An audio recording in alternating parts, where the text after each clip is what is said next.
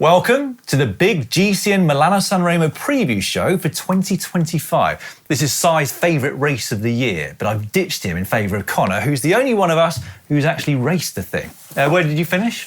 Halfway through the race? No, I finished. I got to San Remo. Yeah. San Remo, I think it was just over 100, potentially. No, I've looked it up, Connor. Yeah. 134th. There we go. But a few minutes ahead of Jasper Philipsen, last year's winner. What could have been, mate? Should have stuck at it. Should have done. Well, debatable. But anyway, coming up, not just one, but two previews, because for the first time in 20 years, there's going to be a women's race as well. Indeed. La Primavera Rosa. Happy days. First up, though, a reminder of how the men's race unfolded last year. Just after 10 a.m. in the morning, leaving Pavia. On the Riviera itself, UAE starting to lay down their signs. And then Tim Wellens went about splitting the peloton to pieces and trying to set up Tadej Pogačar for his big attack. Pogačar himself went. He looked good, he looked strong, he distanced a lot of riders, but he didn't distance enough riders. He would go once more with 200 metres to the top. He had a little bit of a gap, and if it hadn't been for Van der Poel reacting here, things might have been different, Robbie. Yeah, I think this could have been it had Mathieu van der Poel not rectified the situation, launched himself across just 5 metres or so off the wheel of Pogačar over the top, and it was Gunnar leading the rest, and on the descent. Things formed back up, and then the winner of 2019, actually 21, in fact, launched himself down the road. For Van der Poel, he was domestic deluxe. He chased that one down. Stoven led out the sprint. Matthews hit the front, but then Philipsen, he just lined him up out of the slipstream and had enough gap because it was as wide as his handlebars. He said, that'll do me, and threw his bike through on the line to take Milano-San Remo for himself and Alpecin-Deceuninck. So, Jasper Philipsen became the first true sprinter to win Milan-San Remo since Arnaud Démare in 2016, despite the best efforts of Tadej Pogačar to split things to pieces. And it came just before his contract renewal negotiations as well, didn't it? Not bad timing from his point of view. He'll be back on Saturday to try and defend his title, but there will be plenty of others hoping for a different scenario to play out this year. We'll get on to the contenders later, but let's start with the routes. And we don't need to spend too long on it because very little has changed versus the route you all know and love. Most people do love it, I would say. There's something quite comforting, I think, about keeping a familiar route for a one-day race. This year, though, like last, the men are actually going to start in Pavia, which is 50 k's south of Milan. Slightly longer than last year, so 289 kilometres versus 284. So only 1.7% longer, though. After 45 kilometres of this relatively new start, they'll be back on the familiar roads that many would have been used to from previous editions. Around midway through, they'll hit the longest climb of the day, the Passo Turchino, which crests at a little over 500 metres above sea level. Just as a reminder, though, that one is fast, isn't it? Wout van Aert averaged just under 40 kilometres per hour for 20 minutes on that climb in 2019, and that remains the Strava record. Anyway, from there, they traverse down to the coast, and when they hit it, they'll have just the 138 k's to go. But with 150 kilometres already in the legs. I know, yeah. The women's race starts in Genova and joins the men's route in a suburb called Voltri, after which the two routes will be exactly the same. It means that the women's race is significantly shorter, bang on 160 kilometres, but then that means they cut out most of the boring part of the race. Great for us fans, really, isn't it? We get to watch the exciting bit twice rather than waiting for things to kick off in the men's. Should we get back to the route? Yes, sorry. Anyway, with just over 50 k's to go, we get our hors d'oeuvre, or antipasti, I suppose you just say, being in Italy. The three Capi, so the Capo Melle, the Capo Cervi, and the Capo Berta. Tiny little climbs, really, in the bigger scheme of things, but with that many hours already ridden, I'm sure they feel horrible. They do. They do. Is that, you don't kind of notice it on the TV cameras, but when you race it, those climbs are fast. The positioning starting already for the Cipressa ahead, it's nervous in the bunch, and you are on your limit. They are like, yeah, full gas. I think when you've raced previously, you can still sense how hard those ones already are ahead of the two bigger climbs. Those climbs do normally find out one or two big riders, don't they, that get dropped out the back. Anyway, it's around 10k from the last of those Capi to the infamous Cipressa. That one, 5.6 k's, 4.1% average gradient. Again, not a mountain by any stretch of the imagination, but it's the sheer speed they ride up it that makes it excruciatingly hard. Last year, Luke Platt took the Strava KOM up there with an average speed of 36 kilometres an hour. It really is hard to comprehend those speeds on a climb, isn't it? Especially with the number of corners they have to take on up that climb as well. After hurtling back down to the coastal road, it's then around 10k until the final climb of the day, the Poggio. Slightly shorter at 3.7 k's and not as steep at 3.7%. That Strava segment was beaten last year as well. It's now held by Pogačar and Ganna, 39.2 kilometres an hour average. Just savage. That's 39.2. We were looking just before we started recording, weren't we? Towards the top, when Pogačar made what was his third attack probably, he got up to 53 k's an hour. I mean, the gradient does lessen even further there, but still, I couldn't do that on the flat, even on an e-bike. That's because e-bikes cut out at 25 kilometres an hour. Well, that is a very good point, Connor. Well, that's not the only reason I couldn't go that fast. It does make Philipsen's win, though, even more impressive, doesn't it? Yeah. I mean, he wasn't right up the front on the climb, but he was near enough to still be in contention. No mean feat for a sprinter. No. Should we get back to the route, Connor, Yeah, as sorry. you reminded me Sorry. before? Right, it's 5.6 k's from the top of the Poggio down to the finish line, which is located on the Via Roma in San Remo. That takes around 6 minutes. And that last 15 to 45 minutes of racing is like nothing else that you'll see all year. It's exhilarating, it's tense, it's unpredictable, and it's almost impossible to keep up with everything that's going on there. Yeah, last year they took the motorbikes out for the descent of the Poggio, didn't they? They did, and I think it was the same the year before that as well. And I'd imagine it'll be the same thing this year. If you're wondering why the motorbikes are no longer allowed, it's to stop them interfering with the race in any way, be that getting in the way or inadvertently towing somebody to victory. Just before we get on to the riders, though, some channel promotion. We've got a new range of T-shirts dedicated to the early season Italian classics. I think you'll have to see from behind. Yeah, you need to present backwards. Yeah. So if you want to get your hands on these T-shirts, do head over to shop.globalcyclingnetwork.com And check if you them out. do make a purchase, thank you very much. Really helps the channel to keep producing all the free-to-view content that we do.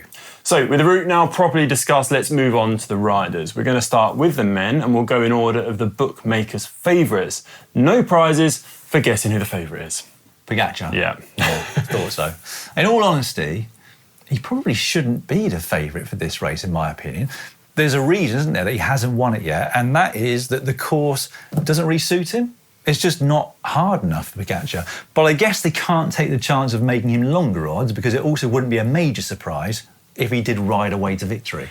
True. He's certainly one of the favourites, even if he's not the favourite. In terms of his form so far this year, no prizes for guessing that either. 2 wins from 2 at the UAE Tour and Strade Bianche, but whilst the former was plain sailing, the latter wasn't. No, far from it, in fact. His crash there was quite a hard one, really, wasn't it? And since he hasn't raced between then and now, it's hard to know whether it's had any major effect on his form.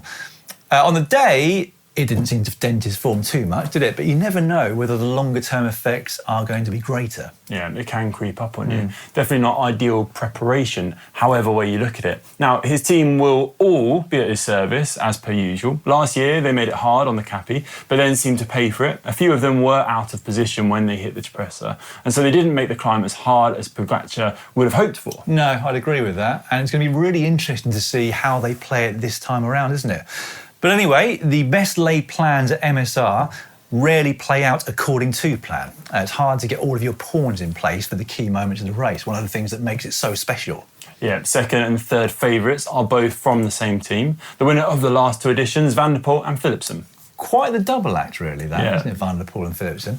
I was actually watching back last year's race, and Philipsen was quite incredible on the Poggio. He went over the top of it in about P10, position 10, I would say.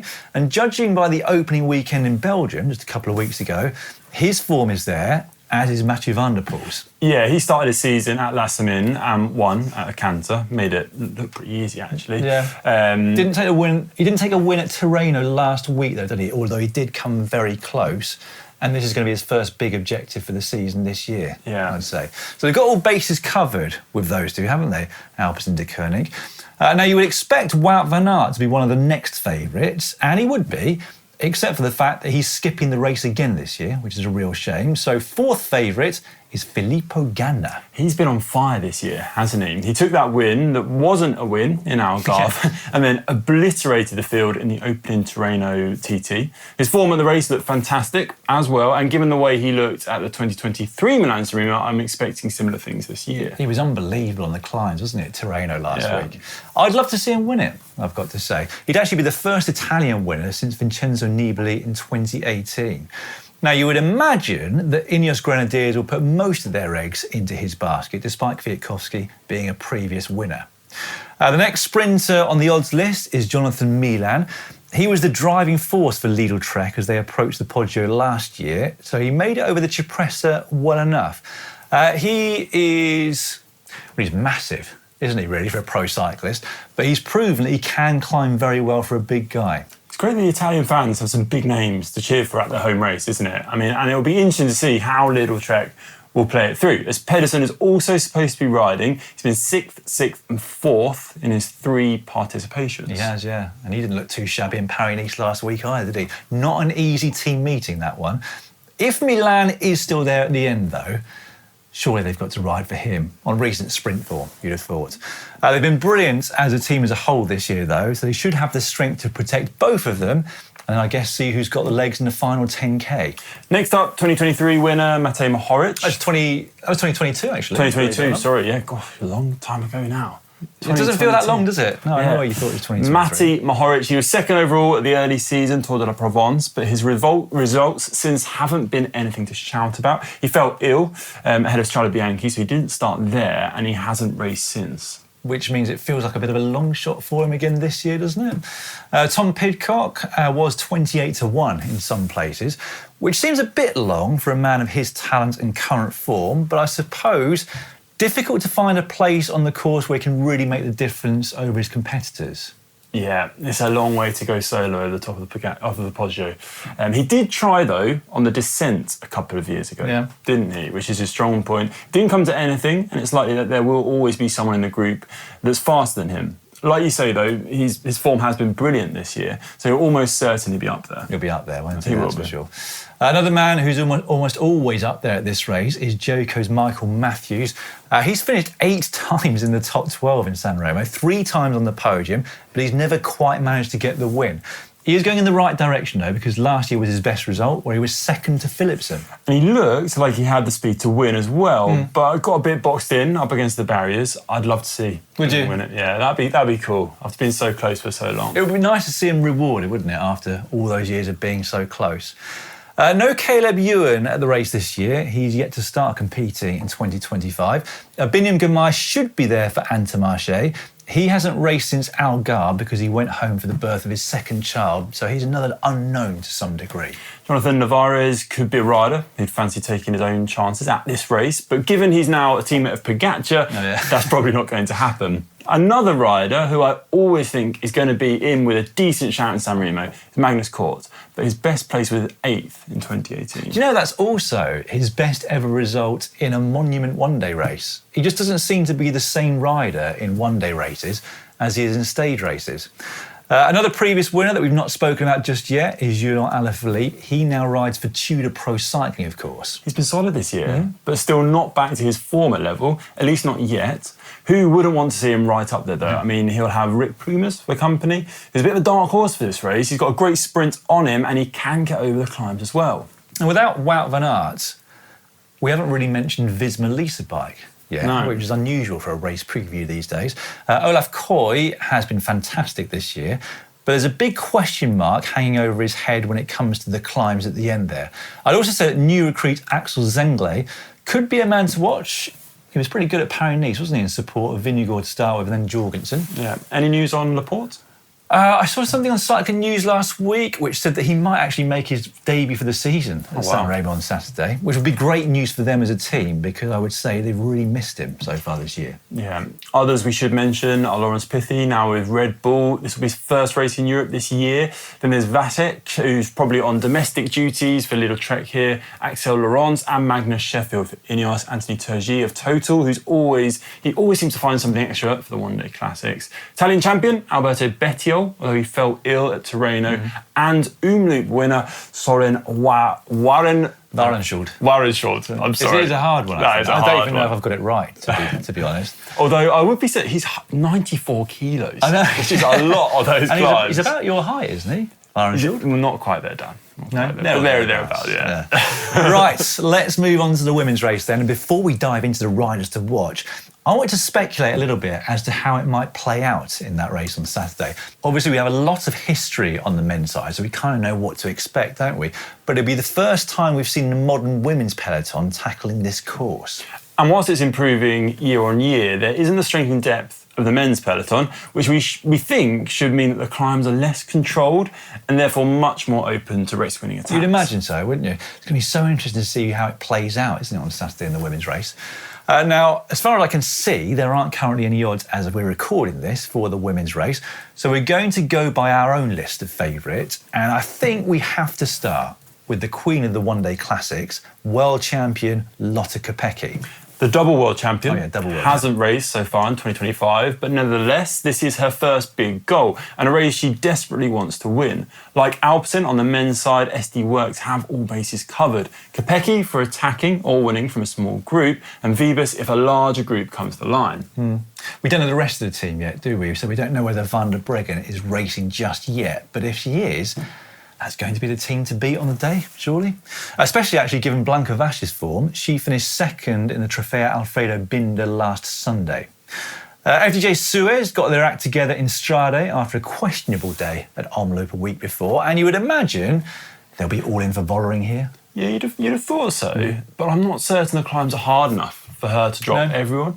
There's actually more climbing in Alfredo Binda than there is in San Remo. Yeah, a lot more by total elevation gain, and she wasn't able to keep the sprinters at bay there. And if Kopecky is on form, which you'd expect she would be after being at altitude and preparing specifically for this race and this time of year, it's hard to see Kopecky being dropped on 4% gradients. Exactly. So how do FDJ play it out? Well, Vollering also isn't slow when it comes to a small group sprint, is she? She's beaten Kopecky before when they were teammates in the Strade Bianche a couple of years back. So while she would love to go solo, I think she might also back herself in a sprint against most others, as long as they're not pure sprinters. FDJ have got Music and Labus to back her up again. They both did a great job in Strada, and I think that will have given the whole team a massive boost of confidence. Had the biggest one-day race of the year. What you say? I mean, Strade Bianche is a big race. With this, I think Milan-San Remo. I think it's going to carry a bigger accolade. Well. But I could be proved wrong. Anyway, next up, Visma Lease Bike, another team with a dynamic duo to count on. Pauline Ferrand-Prévot, third at Strade, and Mariana Vos. They both looked good last Sunday as well at Alfredo Binda. And I feel like we should point out that even Mariana Vos has never raced MSR before. She was actually in her last year of the junior category the last time the race took place and didn't turn pro until the following year. Making this her 20th year as a pro rider. I fancy her chances here, though, given what we saw of her on Sunday, her first race of the season. She should be able to follow on the gradients they'll face this Saturday. She's also clever, isn't she? Very clever as a rider, canny. And I'd love to see her win this, I've got to say, even though I know we shouldn't be biased. The team around that pairing will be strong too, with the likes of Van Empel, and I don't think they'll be looked upon to do the controlling, which will be to their advantage. No, I'd agree with that, actually, yeah. That would come down to FDJ and SD Works, you'd have thought. Next up, though, Elisa Longo Borghini, an absolutely incredible start to the season at the UAE Tour for her new team, UAE. But unfortunately, she was sick at Strade and therefore under par. But she did bounce back very quickly. And again, you'd expect her to be very motivated for this one. She's another clever rider. She'll be up there for sure.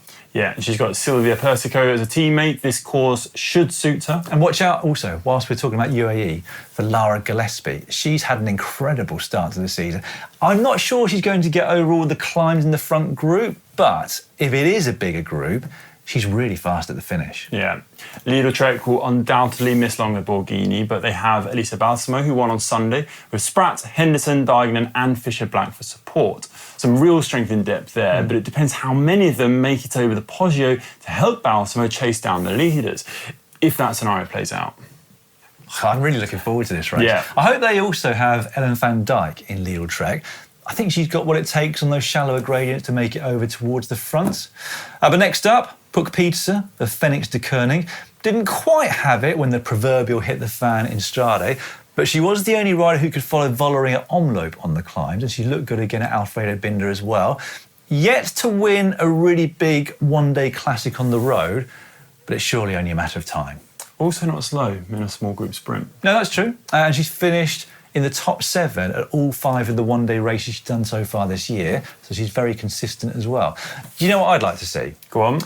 I would like to see Cedrine Cabal daredevil descending down the Poggio to the win for EF. So you want Voss to win and Cabal to win? Make up your mind, mate. I'd be a happy man if either of those scenarios played out on the day. I'd also be very happy to see Kat Ferguson and Movistar take the win. Yeah. She made her 2025 road debut last Sunday with Movistar and finished 3rd in what was her first ever World Tour race. And she's still only 18. Yeah, so you could say, I guess, it's too soon for her, but given what she did last year in the pro ranks and again last Sunday, I'm not so sure. Teammate Leanne Lipper is another one to watch, as is new recruit Marlon Ruscia. Do you want to hear my dark horse, though? Oh, go on. Here's your dark horse. Letizia Paternoster. Oh, yeah? Yep, last year she was mixing it up in most of the big one-day races, and she can certainly sprint from a small group. Watch out for her in those stand-out Liv Alula-Jayco colours. Yeah, I'm with you on that one, I'd say. They've got Mavi Garcia as well, haven't they? Always there or thereabouts in this type of race. Soraya Paladin could well lead Canyon SRAM's Zonda Crypto, because I can't imagine that Kasia Nieuwenhoven will have recovered in time from her crash at Strade. Cecilie Uttrup Ludwig should also be there, but hasn't really shown her best form, so far at least, in 2025. Kimberly Lecourt of AG Insurance has had a great start to the season, though. Really Watch solid, out for her too. Have we missed anyone? I expect we probably have missed the winner somehow, haven't we?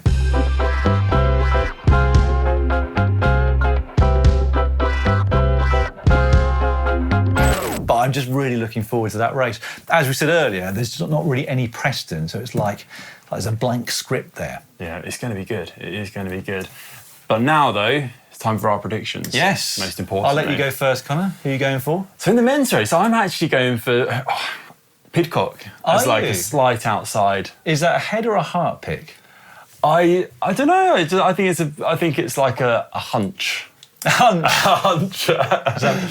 I don't know. Is that somewhere in between head and heart pick? Yeah, this is why I don't get involved in predictions. But he's going well, and I think that descends to his advantage. Okay, and in the women's?